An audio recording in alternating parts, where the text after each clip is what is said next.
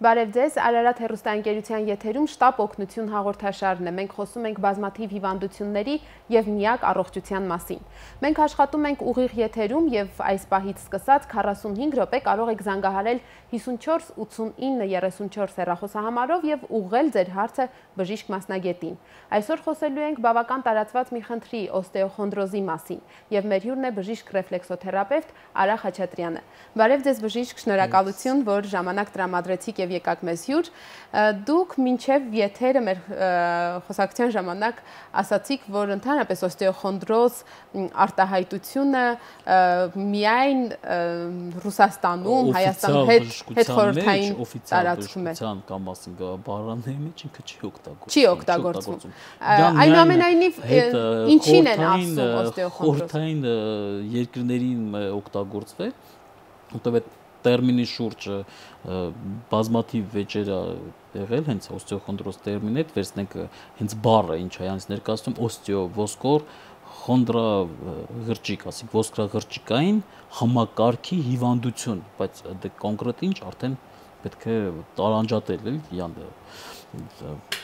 Այսինքն հնարավոր է մենք փնտրենք օստեոխոնդրոզ տերմինով կարող եք անգլիական ոչ մի անգլերեն ոչ մի բառարանի մեջ դուք այդ տերմինը չեք հանդիպի բժշկական բառարանի կամ բժշկական այդ կլասիֆիկատոր կա չէ հիվանդությունների դուք ան չեք հանդիպի Այնուամենայնիվ Գերմանիայում օստեոխոնդրոզ բառի տակ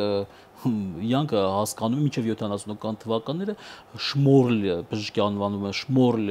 ճողվածքները իրանք անվանում են օստեոխոնդրոզ Բժիշկ այնուամենայնիվ քանի որ մեր քաղաքացիներին ավելի ծանոթ տերմին է սա եկեք այսօր գոնե պայմանականորեն մեր թեման անվանենք օստեոխոնդրոզ այո եւ փորձենք հասկանալ ինչն է որ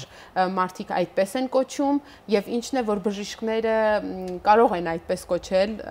ըստ ախտանիշների ըստ օրգանիզմում տեղի ունեցող փոփոխության ինչ է տեղի ունենում օստեոխոնդրոզի ժամանակ հասարակությունը բոլոր տեսակի ողնաշարային ցավերի անվանումը երբ որ արցնալի ինչ տեղն ասում են օստեոխոնդրոզ դե իրականում օստեոխոնդրոզը ինքը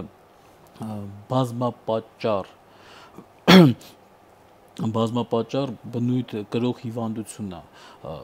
այսինքն ոչ միայն ցավային համախտանիշ բնորոշ է ճիշտ է ցավային համախտանիշը բայց սկսված գլխացավերից, ուսացավերից, թևացավերից կամ մեջքացավերից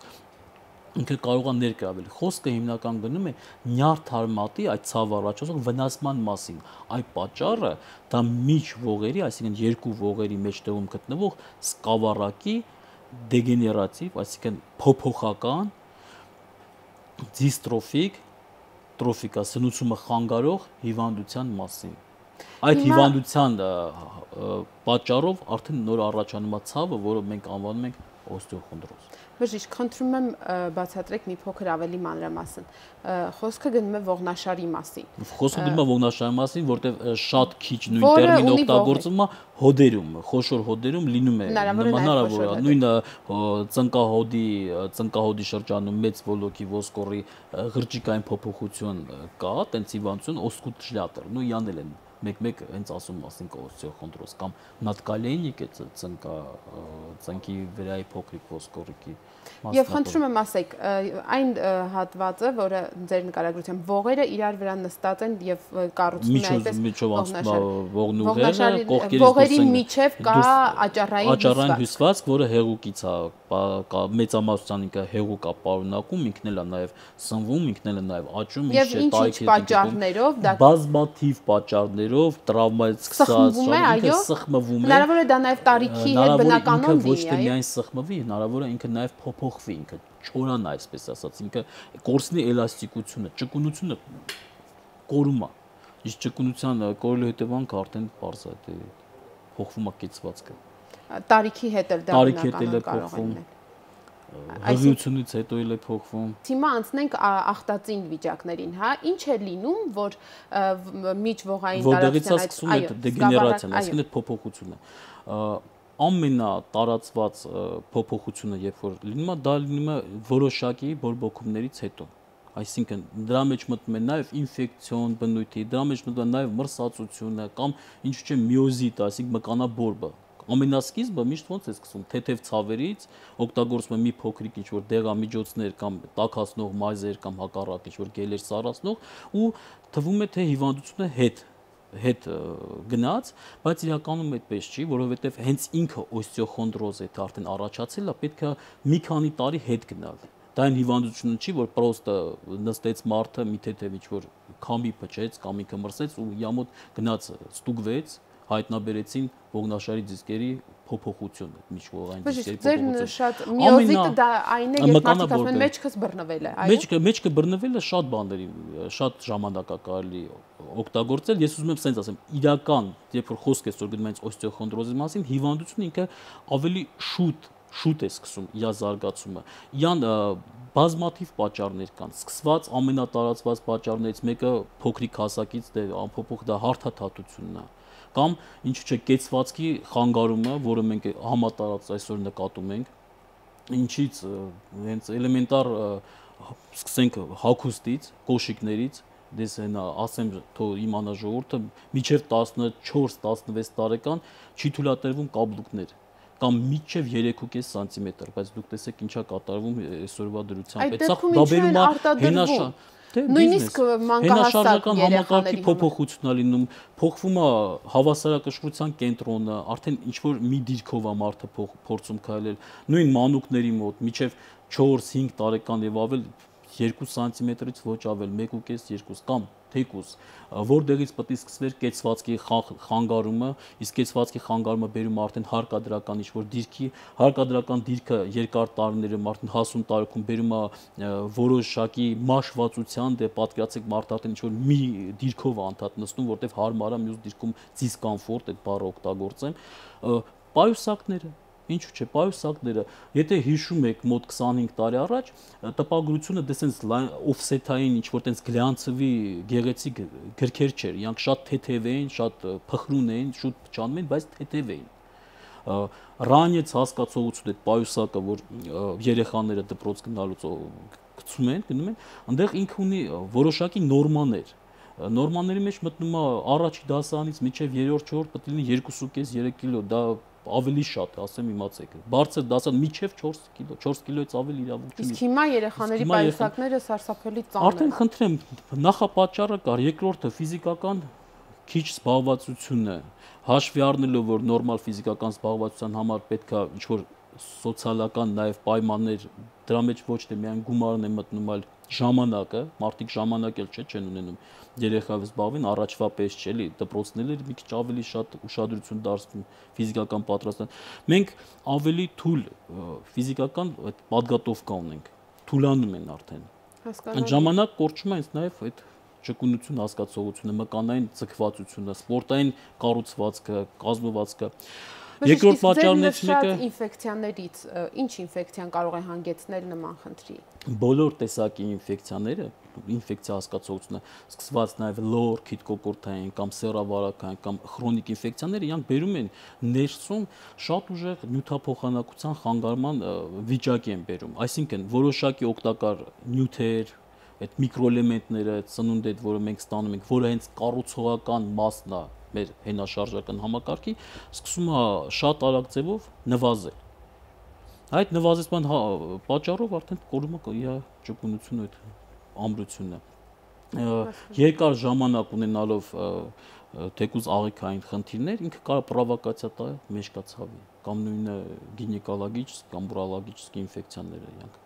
Երբաբորբի մասին արդեն դաժե կարա խոսքը գնա։ Ես որքան պատկերացնում եմ, ձեր նշած իրավիճակներում ճկվում է, այդ միջվողային տարածությունը նեղանում է, սկավառակը կարող է դեֆորմացվել, չորանում է, դեֆորմացվում է, կողքերը առաջանում են փոքրիկ ինչ-որ գոյացություններ, ղրճիկա նման, ինքը արդեն այսինքն իր բնական տեսքը կորցնում է։ Ողնուղից դուրս եկող նյարդարմատը, այդ նյերվը, որը սնուցում է հետևյալ հատվածների օրգաններին, ինքը արդեն ընկնում է դիսկոմֆորտ վիճակի մեջ, ինքը ընկճվում է, սխմում է, իսկ ցավը սկսում է հիմնական այտուցից։ Նյարդարմատը այտուցվում է, ոնց է որ ասենք հարված է լինում ուռում, ինքը այտուցվում է, հենց այտուցից է ցավ է տալիս, որովհետև ինքը անցնում է շատ փոքրիկ տրամաչափով, սենց այնտեղ տեղ է, էլի, սենց թողած կանալ է։ Այդ կանալի մեջով այտուցը եղավ սկսում է ցավը։ Հասկանալի է։ Բժիշկ, քանի որ դուք խոսեցիք ճիշտ կեցվածքի մասին, հատկապես դպրոցահասակ երեխաների մոտ, որ դա այն տարիքն է, որ կեցվածքը ձևավորվում է, հնարավոր է, որ այդ սխալ կեցվածքից առաջանան սկոլիոզներ, օրինակ, ողնաշարի նման աստիճան, եւ սկոլիոզը բերի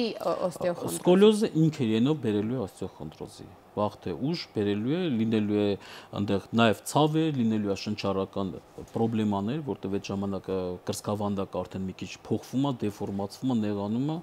Հասկանալի է։ Նու միայն սկոլիոզ չէ, դե կա նաև կիֆոզ, կուզությունը, կուզի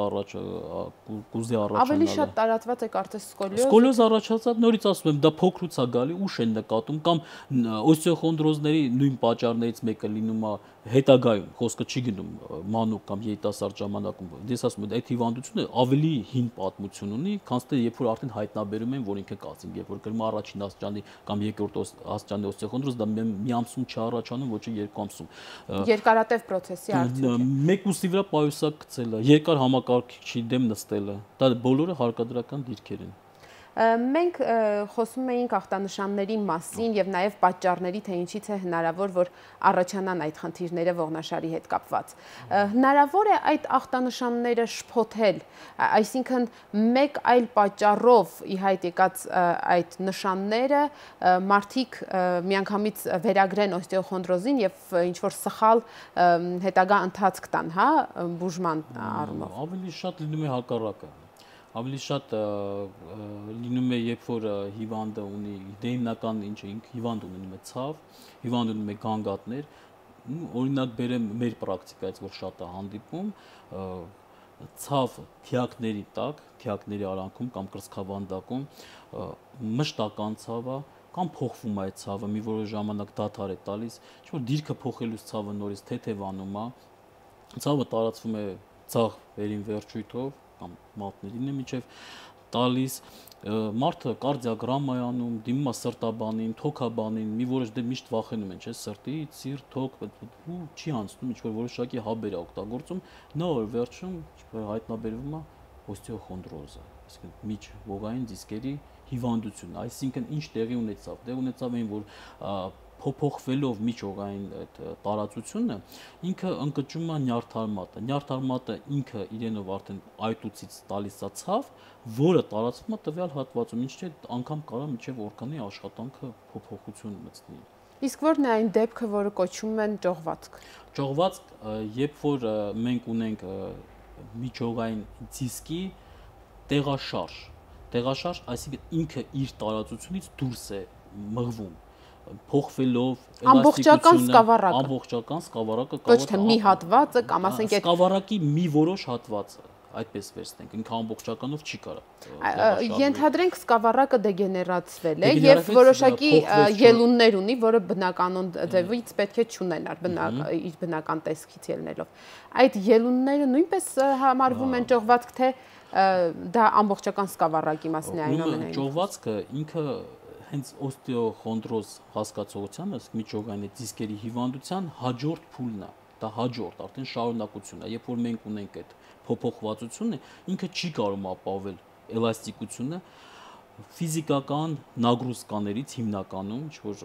դիրքից ծանրություն բարձրացնելուց, դե հիմնական ճողվածքներն ասեմ լինում են պարանոցի շրջանում կամ գոտկային։ Այո, դուք նշեցիք ամենատարածված ձևերն։ Ամենատարածվածը գոտկայինն է։ Ու մարդը ինչ որ ուժ է գործածում, ուժը գործածելու ժամանակ ողերը կապող կարճմկանները, ողերը կապող իրար ջիլերը գերկծկվում են, սխմում են ու ինքը չի կարող ապահովի ամորտիզացիան։ Պարզապես ինքը մխրճվում է մի քիչ դուրս։ Կապ ունի, որ կոմի վրա ինքը կարող է թեքվել կամ դուրս գալ։ Ինչքան մոտիկ գնա նյարդարմատին կամ ողնուղին, այնքան ցավերը լինելու են սաստկալի ու շատ ուժեղ։ Եվ ավելի հաճախ որտեղ տարբերակով է լինում։ Ավելի հաճախ լինում է գոտկասրբանային հատվածում։ Եվ դեպի նյարդային թելը թե ասենք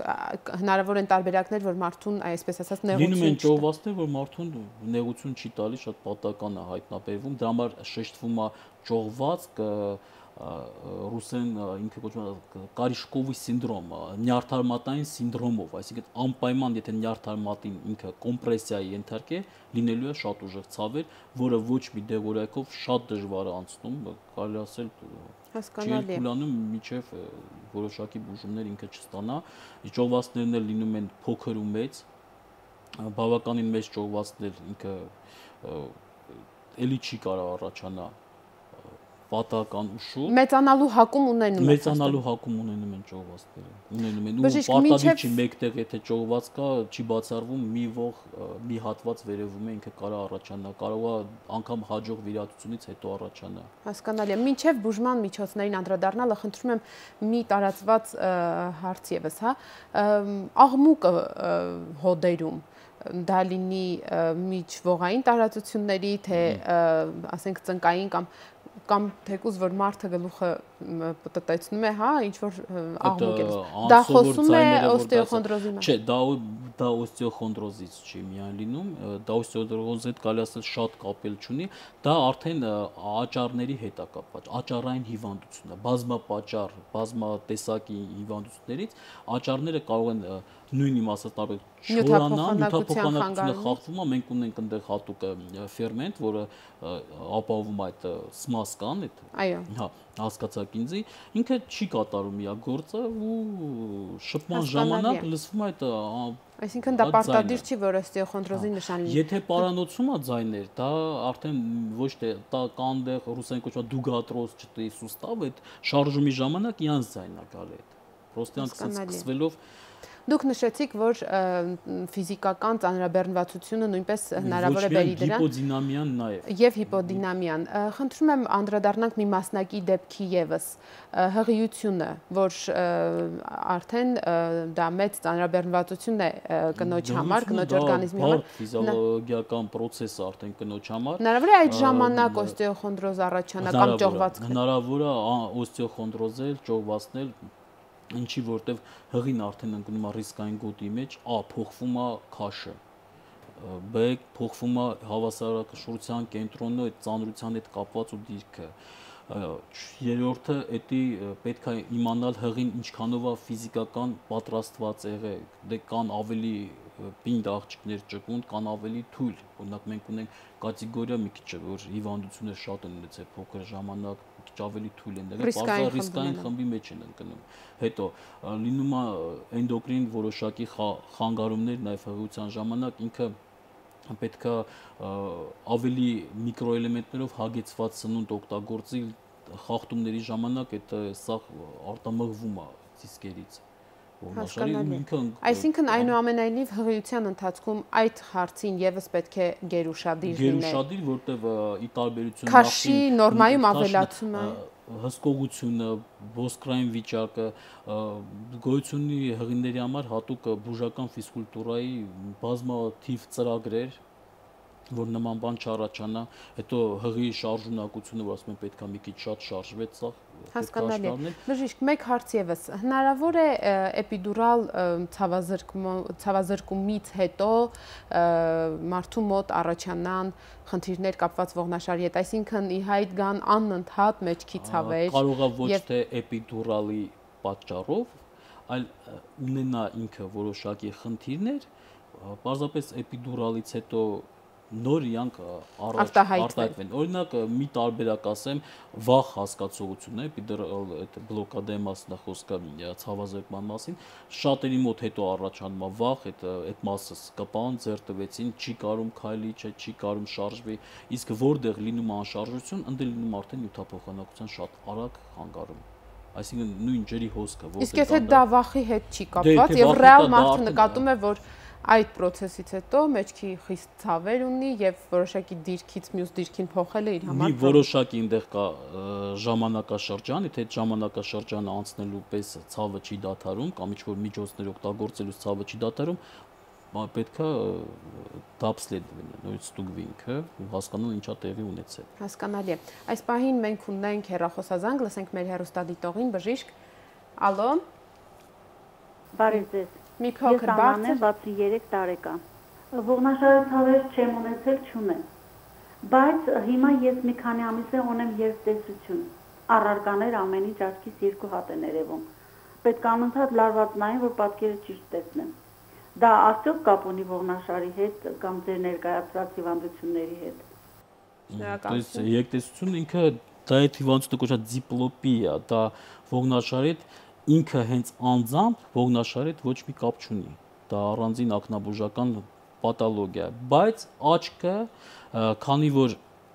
ամբողջ գլուխը սնուցվում է ողնաշարի միջոցով, ողնաշարի միջոցով չէ, ողնաշարի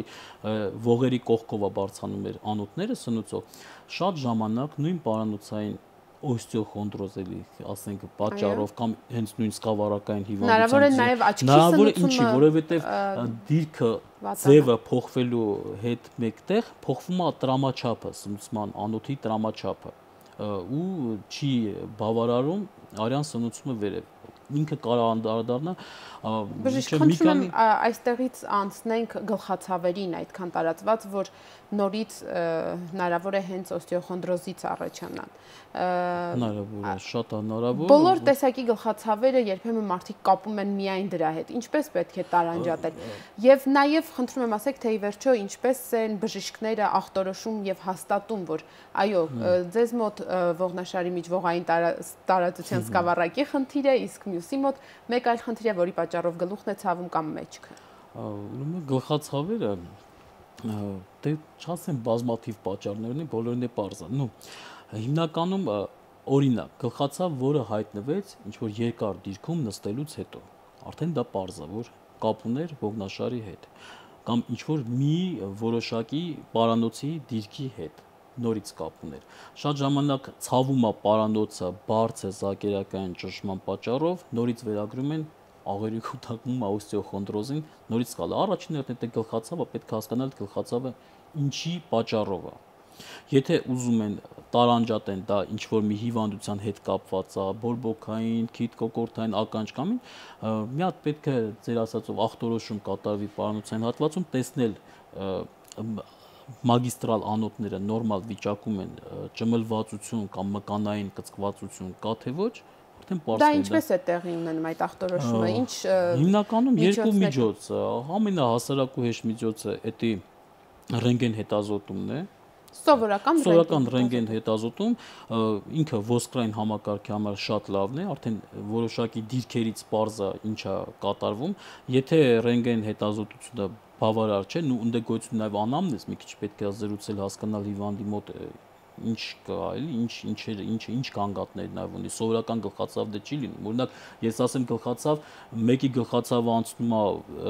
ձիգ ինչ որ կապ է կապում գլխին ու գլխացավը անցնում է, դա լրիվ ուրիշ է, մյուսը չի թողում գլխին ոչ մի բան կպնի, ասենք միգրենոզնի գլխացավ է, մի քիչ դիսն բան։ Ռենտգենը շատ լավ է ոսկրային համակարգի համար, ավելի խորացված է անոթների համար գոյություն ունի ուլտրաձայնային ախտորոշում, հենց մեկ էլ մագնիտոռեզոնանսային տոմոգրաֆիան, որը ավելի շատ խորացված է ցույց տալիս։ Դա այն հետազոտությունն է, որ ամբողջ օրգանիզմն է միանգամից գնահատում։ Ոչ, ինքը հատվածային հետազոտությունն է, ինքը հատվածային հետազոտում մագնիտոռեզոնանսային տոմոգրաֆիան, ինքը պարզապես թույլ է տալիս շերտ առ շերտ տվյալ հատվածը ուսումնասիրել ու ի տարբերություն ռենտգենից ինքը արդեն ցույց կտա համ մկանները, համ ջլերը, համ ոսկորը, նյարդերը, անոթները։ Ավելի բովանդակալից է ու հիմնականում երբ որ կասկած է լինում, կասկածանք կա, որտեղ կա ողնաշարի ճողվածք, գրիժա հասկացողությունը, միայն ռեզոնանսային տոմոգրաֆիան է մեզ տալի բավարար պատասխանը, չափսերը, որտեղ չափսերը մեծ նշանակություն ունեն, որտեղ ինչքան է փորձեն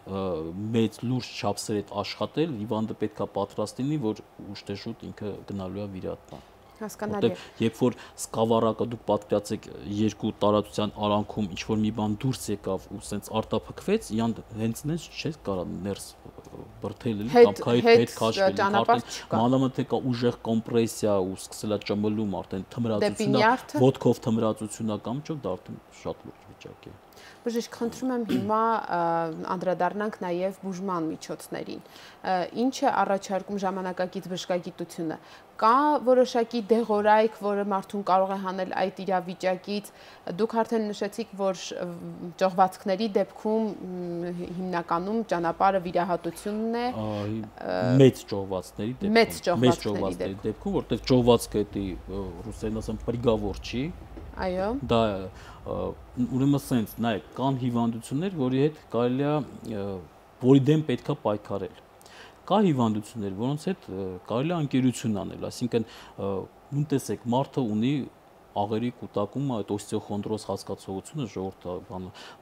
դեղ ռինգենը նայելն ասել օստեոխոնդրոզ третьей степени, ինքը պայքարում է, փորձում է, զուգահեռ ունի ինչ-որ էնդոկրին հիվանդություն, էնդոկրին խանգարումներ։ Ես ինչի հենց նշեցի էնդոկրին, որտեղ մենք հեսա բուժմանը որ անցնենք, մի քանի լայնատարածված մեթոդներ կասեմ,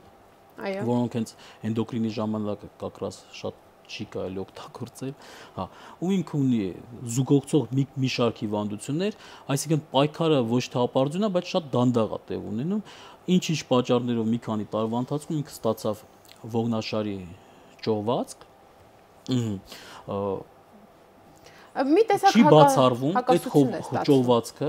բուժելուց հետո մյուս հատվածում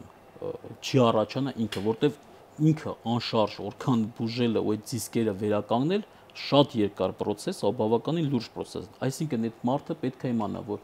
կա որոշակի բաներ կյանքում, որ ինքը պետքա փոխի։ Բուժման հետ կապված ես մի հատ փոքրիկ օրինակ կբերեմ, քանի որ հենց ռեֆլեքսոթերապևտը շատ են ասում, դա նույն ասեղնաբուժ հասկացությունն է, նույն մասնագիտությունն է, դա ինքը գալիս է Չինաստանից, քանի որ խոսքը գնում է բավականին լուրջ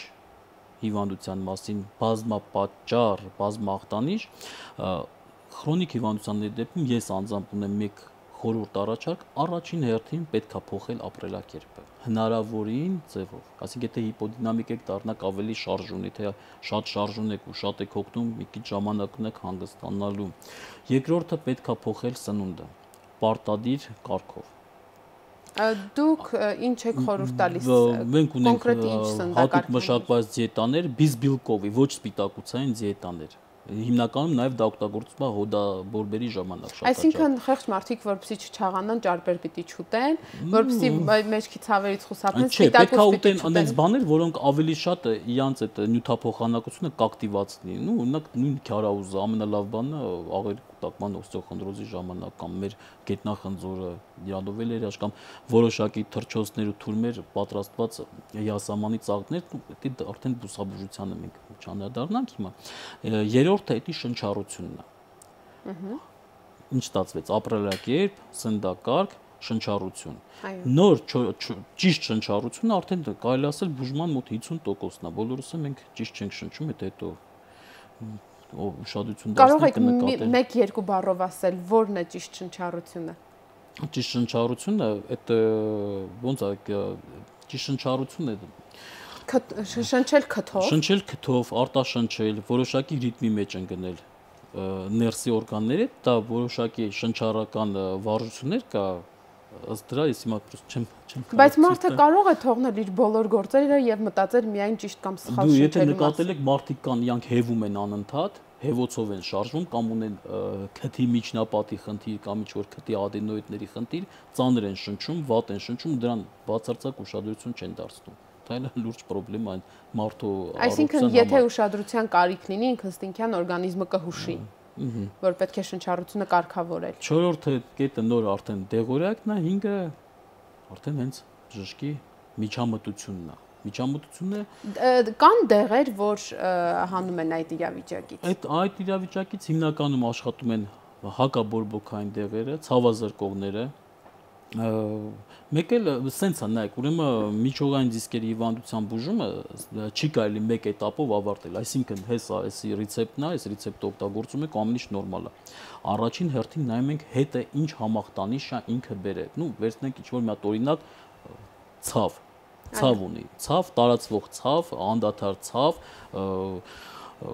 թմրածություն է տալի վերջույթներին, թեկուզ մատերին, այդ ժամանակ մենք անում ենք հետազոտություն, վերցնենք ամենատարածված պրոբլեմաներից մեկը հենց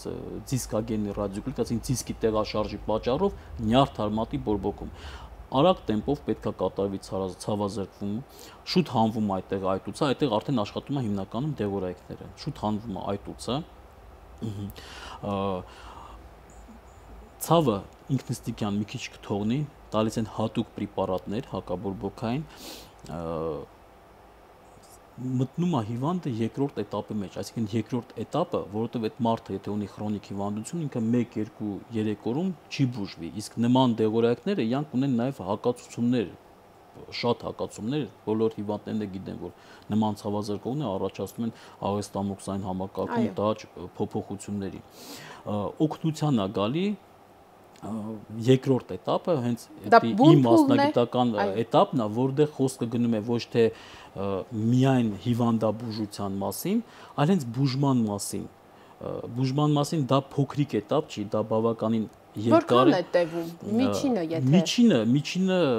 դա կազմում է մոտավորապես 2 շաբաթից 1 ամիս։ Այսինքն հիվանդի մոտ ցավերը թողեց, հիվանդը յան լավ է զգում, դա չի նշանակում, որ ոնդե փոխվեց այդ հիվանդությունը, փոխվեց այդ սկավառակների վիճակը, փոխվեց այդ ջլերի ձգվածությունը։ Պարզապես մենք կատարեցինք այն, ինչը որ պացիենտի համար հաճելի է, արդեն ցավ պետք է չունենա, հնարավորին չափին դադարեց։ Այդ էտապում արդեն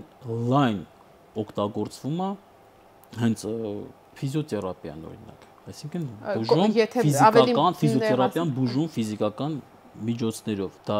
հասկացողություն մի հատ տոկեր կամ ինչ-որ մերսում։ Այսինքն օրինակ ասեղնաբուժությունը նույնպես ֆիզիոթերապիայի մի ձև է։ Կամ ամենալավ տարբերակներից մեկը, որը անձամբ ես կիրառում եմ, մանուալ թերապիան։ Այսինքն ձեռքերի միջոցով մանուալ թերապիա մենք բերում ենք ճիշտ ողերի դասավորվածությունը, այսինքն նայելով նկարը, ռինտգենը, հետո անում ենք անտրոպոմետրիա, չափումները, տեսնում ենք ինչ պրոպորցիաներ է պացիենտի մոտ եւ փորձում ենք որոշակի հնարքներով ուղենք դա։ Օրինակ, ասենք, խնդրում ենք նայել աջ կամ ձախ, տենում ենք որ կողմի վրա ինքը ավելի շատ է նայում կամ որ կողմի վրա ավելի ակտիվ է աշխատում պարանոցը, մենք փորձում ենք դիրքավորել դա, բայց միանգամից չի կատարվում, մինչև այդ մեզի պետքա ոսկրային մկանները թուլացնել, այդ ժամանակ արդեն մեզի շատ է օգնում հենց ֆիզիոթերապիան, էլեկտրաբուժությունն է, էլեկտրական միջոցները, որտեղ մենք կարողանում ենք շրջանցենք աղեստամոքսային համակարգը ու նույն դեղորայքը, որ ինքը պետքա պարենտերիալ, այսինքն բերանի միջոցով օգտագործել, թռչոցների միջոցով աշխատում են հենց այդ հատվածում։ Մկանը թուլացավ, այտուցը դուրս եկավ, մոտենում է մանուալ թերապևտը ու որոշակի հնարքներով դիրքավորում է։ Հասկանալի։ Բժիշկ, իսկ ինչպիսին է արդյունավետությունը։ Ձեր պրակտիկան ինչ է ցույց տալիս։ Ասենք նույն մանուալ թերապիան կամ ասեղնաբուժությունը կամ թեկուզ ժողովրդական բժշկության միջոցները, որ դուք նշեցիք, որոշակի ասենք արդյունավետության ստանալու համար ես մենակ մեկ բան եմ միշտ առաջարկում՝ մի մեթոդի հույսին մնալ երբեք չի կարելի։ Այո։ Իրանք բոլորն են համալրող են, որովհետև բուսաբուժը չի կարող անի մանուալ թերապևտի աշխատանքը, մանուալ թերապևտը չի կարող փոխարինի, ասենք բուսաբուժի աշխատանքը, նույն մանուալ թերապիան կամ ասեղնաբուժությունը չի փոխարինի ֆիզիոթերապևտիկ թեկուզ դեղորայքի ներմղումը հոսանքի միջոցով կամ ձայնի, ասենք տեկա էլեկտրաֆորեզ, ֆոնոֆորեզ, ամենալավ տարբերակը, երբ որ հիվանդը դիմում, ստանում է համալիր բուժում, այսինքն մեկը մյուս մեթոդիկայով շտկում է։ Հասկանալի։ Այս պահին մենք ունենք հեռախոսազանգ, լսենք հեռուստադիտողին։ Ալո, դուք եթերում եք։ Բարև ձեզ, բժիշկ, հարց ունեմ ես օստեոխոնդրոզի հետ կապված։ Բուժման համար դուք ասում եք, ինչ կոնկրետ դեղորայք կօգտագործեն կամ ինչ քսուկներ գոյություն ունեն։ Սա մեկ, եւ երկրորդ, եթե պարկում եմ ձախ կողմի վրա, 1-2 ժամ հետո արդեն մեջքի ցավերից, ոտքերի ցավերից դժվարանում եմ տեղից չհաշվել։ Դրա վերաբերյալ ինչ կարող եք ասել կամ ինչ խորհուրդներ տալ։ Այսքանը, շնորհակալություն։ Շնորհակալություն։ Տեսեք, պրոբլեման արդեն կա, բայց ինքը պարզ չի։ Նորից պացիենտի կողմից շեշտվեց օստեոխոնդրոզ բառը։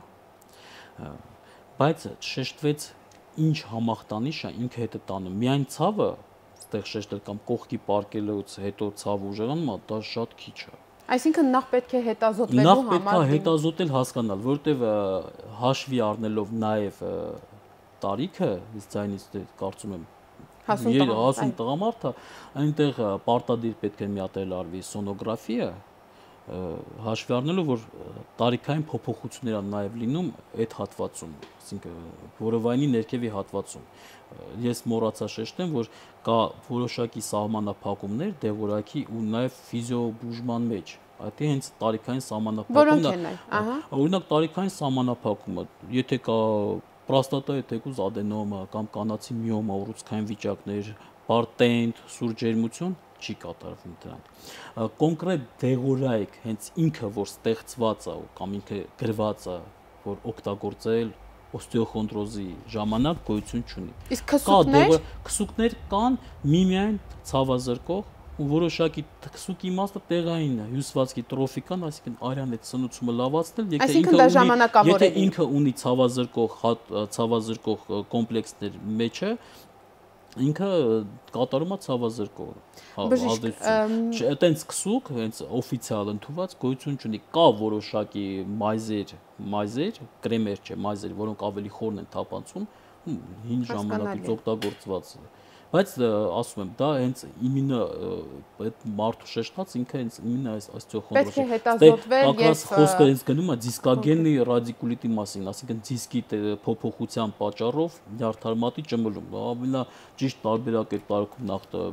ավելի մանրակրկիտ հետազոտվել, որտեղ պետք է պարտադիր հասկանալ ներքին օրգանները այնտեղ ինչ վիճակում է։ Հետո նոր ընթացքը որոշել։ Առաջին օգնությունը կան շատ ցավազրկող ու բաներ, որոշակի թռչոցներ կամ Լսենք հաջորդ հեռուստադիտողին, սպասում է նա արդեն, ալո, դուք եթերում եք։ Բարև ձեզ։ Բարև ձեզ։ Հարցը այսպեսին է, ինչ չափերի պետք է լինի ճողվածքը, որպեսզի ենթարկվի վիրահատության։ Շնորհակալություն։ Շնորհակալություն, դուք նշեցիք մեծ չափերի, որն է մեծը։ Ուրեմն մեծ չափերի ճողվածքը տարբեր կլինիկաներում,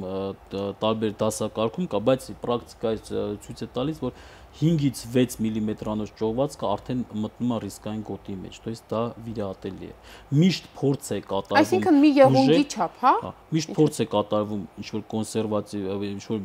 ուրիշ բուժում կատարել, միշտ այդ մարդիկ այդ ճանապարհ անցնում են, դե տեսնում են, որ ոչ մի արդյունք չկա, պետքա վիրահատվել։ Դա 5-ից 6 մմ-ն է։ Ներկայումս հենց մեր հիվանդանոցում մենք բացի այդ վերանշալ միջոցներից օգտագործում ենք եւս մեկ մեթոդ, կուզեի երկու բառով ասել, շատ քիչ է տարածված, շատ քիչ է ամբողջ աշխարհում, մենք էլ շատ դժվարությունով ստացանք այդ սարքավորումը, որտեղ ոչ թե հերթ էր ինքը Ինչի մասին է խոսքը։ Մեր ժամանակ արդեն սահմանափակ է, կարելի է հեղափոխային միջոց է բերել բուժման մեջ, դա կոչվում է հարվածաալիքային թերապիա։ Հարվածաալիքային թերապիան ճողվածքների դեպքում հարվածաալիքային թերապիան ընդհանրապես ծանոթ են մեր հանրությանը ծանոթ է երիկամային քարերի կամ լեղապարկի քարերի հեռացման օգտագործմամբ։ Այդ նույն լիտոտրիպեր ապարատի մասն է խոսքը, որ ինքը մանրեցնում է, վերացնում է։ Եվ դա ֆոկուսավորված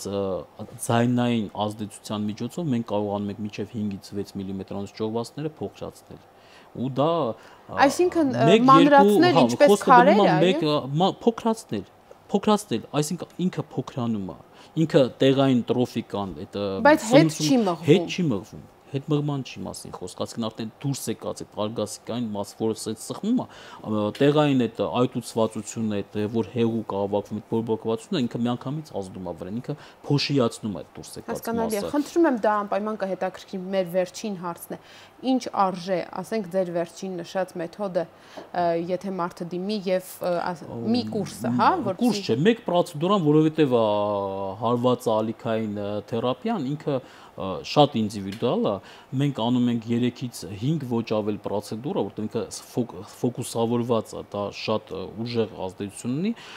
պրոցեդուրան 7-ից 5 օրը մեկ անգամ է կատարվում, արժեքն էլ բավականին մատչելի է, դեռ 10,000 դրամ է մեկ պրոցեդուրա արժեքը։ Հասկանալի է։ Շնորհակալ եմ բժիշկ, հարցերը իսկապես շատ էին եւ ափսոսում եմ, որ ամբողջությամբ կրկին չկարողացանք անդրադառնալ։ Ներողություն եմ խնդրում այն հեռուստադիտողներից, ովքեր չկարողացան միանալ, բայց շատ էին փորձում, մենք ընթացքում փոքր տեխնիկական խնդիր ունեցանք եւ հնարավոր չէր զանգը տաղավարում հնչեցնել։ Կրկին շնորհակալ եմ, ձեր գործերին հաջողություն եմ մաղթում։ Այսօր այսքանը, հարգելի հեռուստադիտողներ, հիշեցնեմ, որ մեր հյուրն էր բժիշկ ռեֆլեքսոթերապևտ Արա Խաչատրյանը, խոսում էինք օստեոխոնդրոզի մասին։ Դա ողնաշարի տարբեր հատվածներում ի հայտ եկող խնդիր է, որն առաջ է բերում գլխացավ, մեջքի ցավ, հոգնածություն։ Ցավոք այն այսօր կարող է ի հայտ գալ նույնիսկ 20 տարեկանների մոտ եւ սխալ է տեսակետը, թե ոսկրային խնդիրները միայն մեծերին են հուզում։ Այնպես որ լսեք բժիշկների խորհուրդները, մի կարծեք, թե առողջ ապրելակերպի մասին այդքան շատ խոսակցությունները հենց այնպես են արվում։ Ընդունեք, որ ֆիզիկական ակտիվությունը, ճիշտ սննդակարգը եւ վնասակար սովորություններից հրաժարվելը իսկապես կարևոր են։ Անժխտելի է, որ այն, ինչ ներդնում ենք մեր առողջության պահպանման գործում երիտասարդ տարիներին, պտուղներ է տալիս 40-50 տարեկանից հետո։ Գրանցեք մեր հեռախոսահամարը 54 89 34, վաղը խոսելու ենք սրտի իշեմիկ հիվանդության մասին, կհանդիպենք, առողջ եղեք։